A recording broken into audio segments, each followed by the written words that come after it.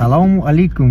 O bo'ydojonlarim safarda yurgan, alarda yurgan bo'ydojonlarim qalaysizlar? Bugun mana yana bitta tongda qarshi oldik. Yaqin qolyapti endi to'yga, yana bir kun minus bo'ldimi?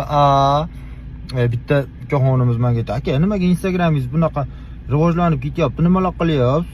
Pul sarflayapsizmi bu deydi. Dedim ukajonim, qarayman.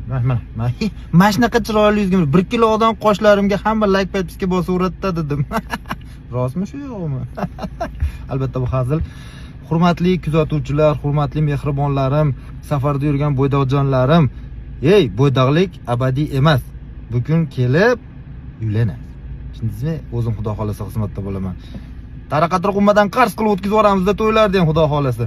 Bo'ydoqlar omalekim boru. Mana shu. Bitta qiz o'tib ketsa ham shunday qilib qilib qarayapsizlarmi? Mayli. Sizlardan kulish bas. Bu sizlarga motivatsiya uylanishga.